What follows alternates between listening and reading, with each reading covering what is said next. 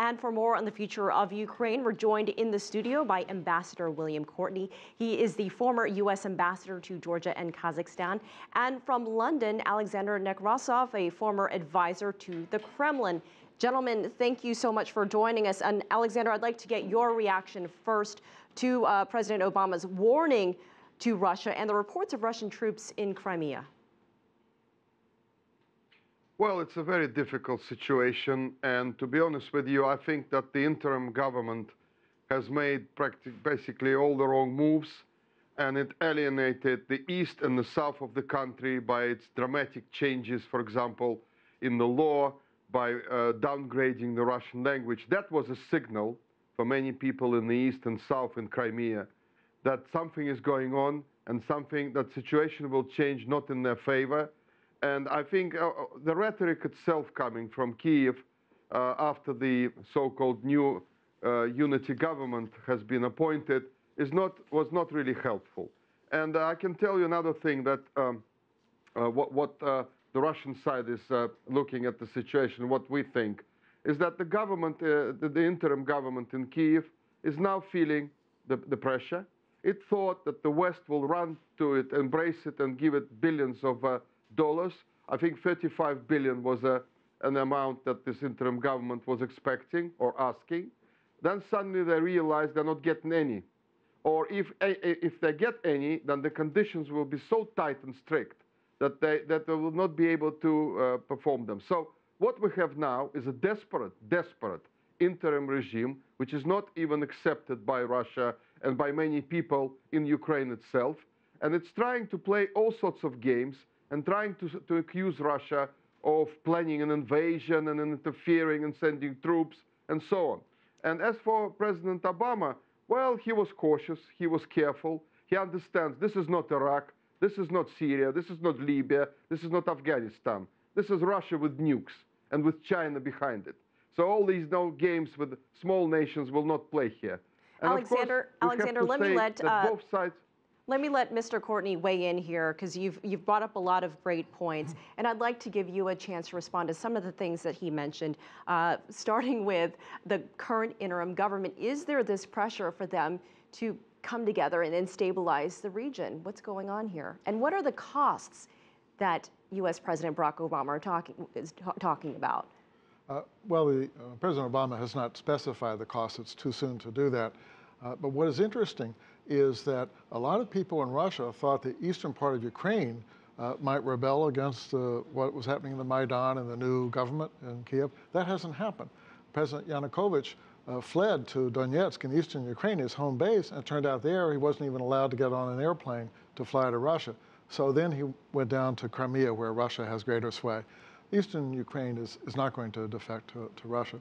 I think what's happening here is that Russia's testing the government in Ukraine. And a good example in the past was in Georgia in 2008. Russia tested the Saakashvili government, but the Saakashvili government made a mistake and carried out some military actions that gave the Russians the excuse to invade, but the Russians are planning to invade anyway. I think what we're seeing here is something where it's important for the new Ukrainian government not to do anything provocative. The West is telling Ukraine that, and to avoid steps that might cause some confusion about who's right and wrong. Well, and it's a matter of who the international community looks and listens to. I want to get your reaction to President Yanukovych's speech, because at the moment he is still president of Ukraine, right? I mean, Yanukovych is a spent force. The fact that he gave a speech in the provinces in Rostov-on-Don, not in Moscow, suggests that Moscow really doesn't support what he's doing. As I mentioned, he doesn't even have support in eastern Ukraine, and he's not a major figure in Crimea. But he is able to help some Russians believe that the propaganda from the Russian government that this is an armed mutiny in Ukraine is correct, when in fact it was a popular uprising. Alexander, let me bring you in again and get your reaction to what William Courtney said. What's next for Viktor Yanukovych, and how does Russia deal with him? To be honest, I don't think President Yanukovych has any political future. I'm actually personally was quite surprised that he surfaced in Russia. And I agree that he doesn't really have any support in the East. But here's a matter of principle, you see. And people in the East and the Crimea still think that it was an illegal change of power. And to say that it was a popular protest, which was basically encouraged by the European Union, which failed to convince Ukraine to sign that agreement of free association, which was, by the way, a terrible agreement, and no sane government would have signed it. I think that people are waking up in the East and in Crimea. And I think the reason why we see that tension in Crimea is because people there have realized that the government, the new interim government in Kyiv, is not going to reflect their interest, is a hostile government to them. It has been making hostile noises towards Russia from the moment these people grabbed power in Kyiv. So that is why these people are worried. I don't agree that they will not object or rebel. There is a possibility the East and the South will rebel against this government if it continues this, opportunistic, basically, policies and saying all the wrong things. And I personally believe, unfortunately, that the situation will get worse, simply because there is no way out for this interim government in Kyiv to solve its economic problems. It will not be getting any money, or if it will be offered any money, the conditions will be totally unfavorable for them.